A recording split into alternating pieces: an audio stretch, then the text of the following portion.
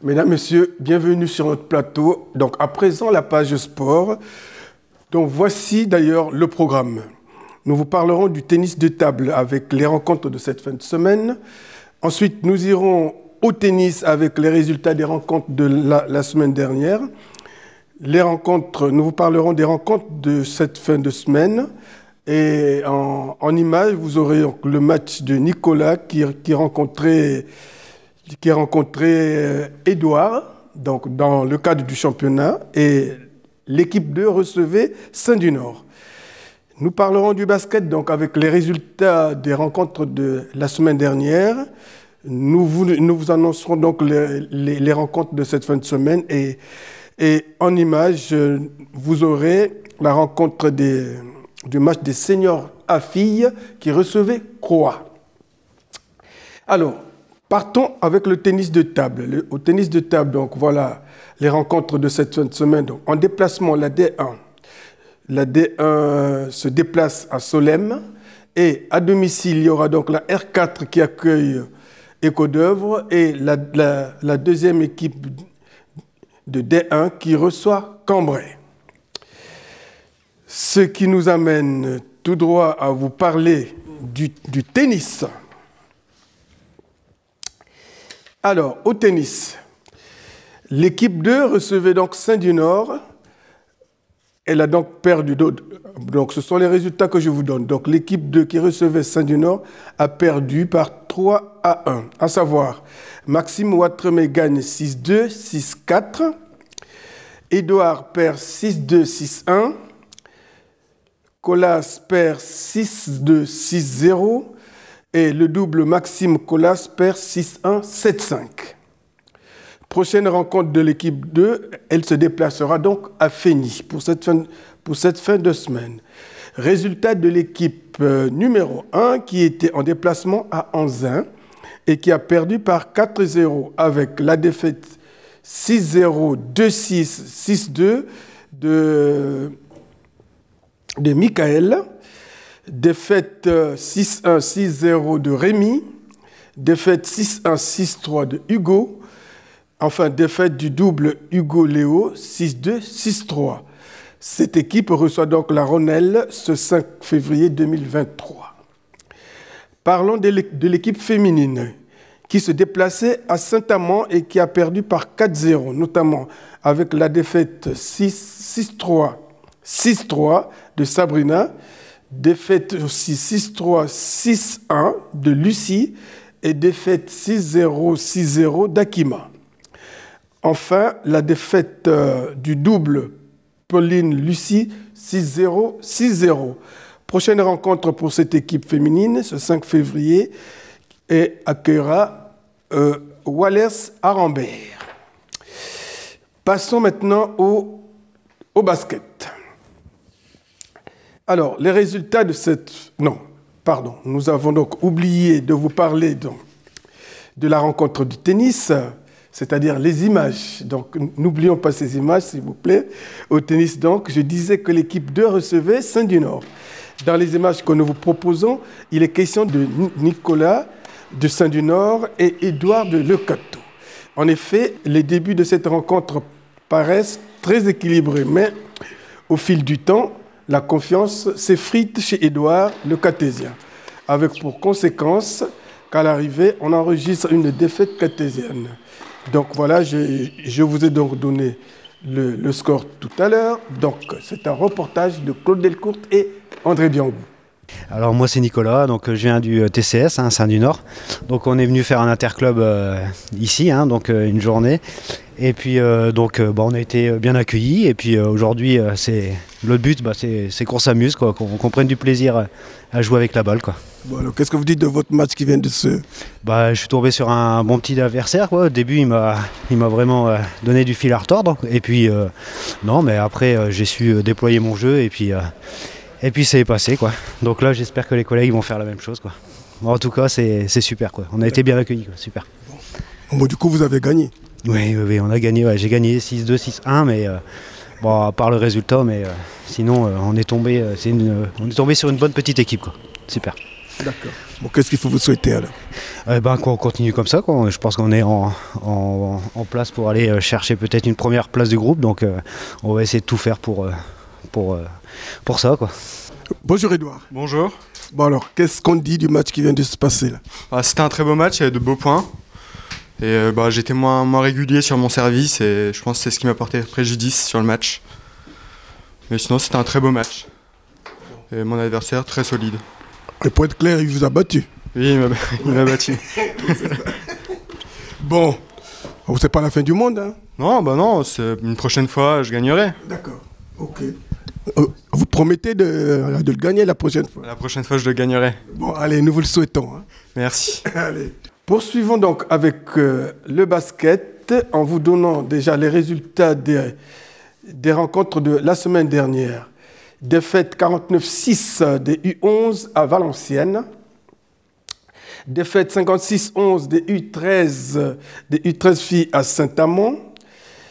Défaite 58-28 des U15 à Onin. Victoire 97-39 des U20 garçons à Gauchy.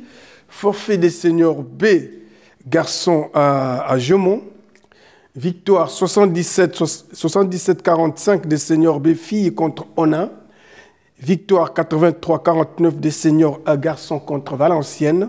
Et victoire 72-60 des seniors A filles contre Croix.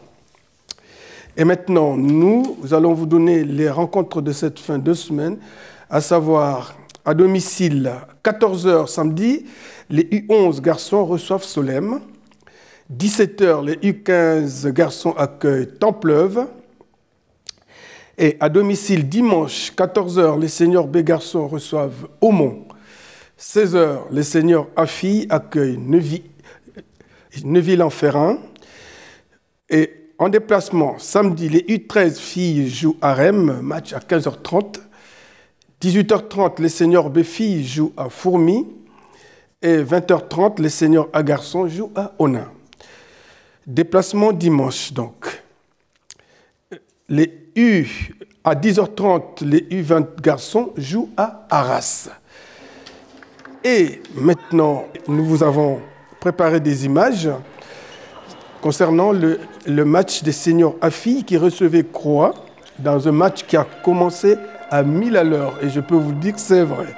Avec des Cartésiennes qui ont montré une adresse exceptionnelle au panier. Elles tirent, elles marquent. Et pour conforter leur avance, elles forment une forte défense en ligne, très, très fonctionnelle, mais qui relâche à quelques minutes de la mi-temps, donnant ainsi l'avantage aux adversaires qui partent avec le score de 25-33. Le retour des vestiaires galvanise les Cartésiennes. Elles transcendent sur tous les plans, maîtrisent le jeu malgré la résistance des adversaires qui commencent seulement à courir après le score. Les Cartésiennes alourdissent donc le score. Malgré tout, la fin du match approche et le tableau indique le Cateau 72 et Croix 60. Reportage Claude Delcourt et André Bion. Moi, je m'appelle Claude Lotte, je suis coach de l'Olympique de Croix depuis cette saison. J'ai repris l'équipe en cours de route. On vient de monter en D1, c'est un peu compliqué. J'ai beaucoup de filles d'un certain âge. Donc les fins de match sont difficiles.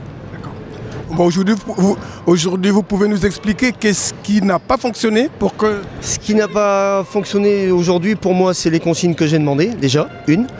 Et puis après, les filles sont fatiguées, ils me demandent de sortir. Il y a des filles qui méritent d'être plus sur le terrain, mais automatiquement, avec la fatigue, je suis obligé de les faire sortir.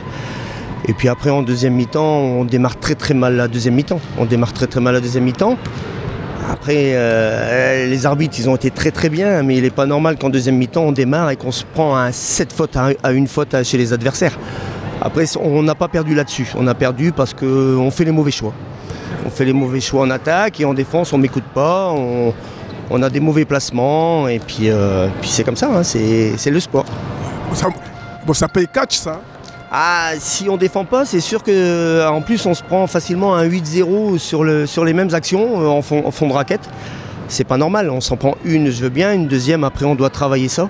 on ne le travaille pas, les filles ne travaillent pas et continuent à... Et en attaque, on n'a pas beaucoup... Ces derniers temps, les lancers francs, si on n'est même pas à 50% des lancers francs tous les week-ends, quoi. Donc ça pioche aussi là-dessus. Parce qu'on a énormément de lancers francs en fin de match où on en met 1 sur 2, ou voire pas du tout. Sur un lancer franc, c'est pas normal. Et par rapport au classement, vous en êtes où là? Alors pour le classement, on est 9e pour l'instant, mais le problème c'est qu'on perd des matchs de moins de 10 points, on a perdu pas mal de matchs de 2 points, 1 point, 3 points. On a été perdre chez les premières à Villers-sous-Trot, on a perdu d'1 point. Donc moralement, on tient la route, mais toujours perdre comme ça de moins de 10 points, c'est fatigant. Ouais. Bon, qu'est-ce qu'on doit vous souhaiter finalement?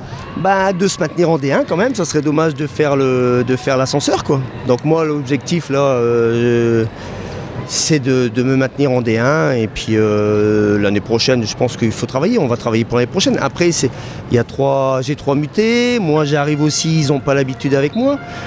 Donc tout ça je le prends en compte.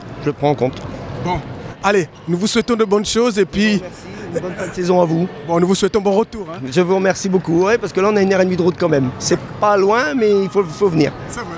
Aujourd'hui ça a été quand même un peu difficile à quelques moments. Oui, difficile, ça a été difficile. Un match de basket, c'est jamais facile, hein, de toute façon. Mais on a eu une très bonne deuxième mi-temps. On a eu du mal au début de match et on a su faire le boulot en deuxième. Alors, qu'est-ce qui les a amenés à se transcender comme ça? C'était les consignes? Bon, on a décidé de changer de défense en deuxième mi-temps. Il fallait qu'on trouve quelque chose pour modifier justement la tendance. Ça a fonctionné. Ça aurait pu ne pas fonctionner, on aurait trouvé autre chose, quoi. Mais le choix était bon en tout cas. Bon, d'accord, alors donc vous montez quand même au classement, si je comprends. Là, oui, c'est des victoires la semaine dernière déjà qu'on a pris contre les 3e. Là, c'était contre un concurrent direct qui est avec nous. C'est deux victoires de suite qui permettent de remonter un peu au classement et ça fait du bien à la tête. Bon, alors, quelle tendance il faut insuffler là-dessus? Là, on est sur une bonne tendance, donc il faut déjà continuer à garder, continuer à s'entraîner. Et on voit qu'au fur et à mesure, le travail commence quand même à payer et que l'automatisme arrive. Allez, un mot pour les filles.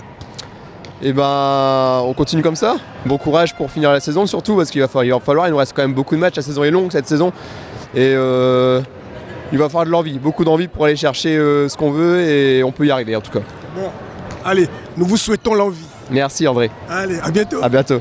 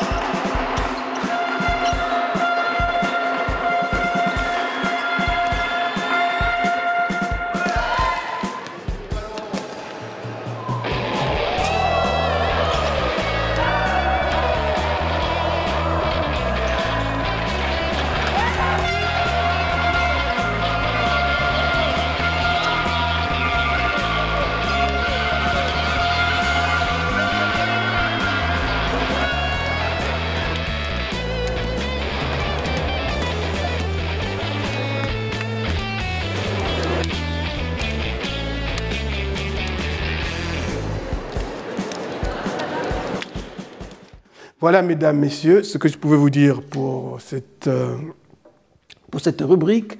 Il ne reste plus qu'à vous souhaiter une excellente fin de semaine et à nous revoir très prochainement sur ce même plateau en vous disant merci et à bientôt.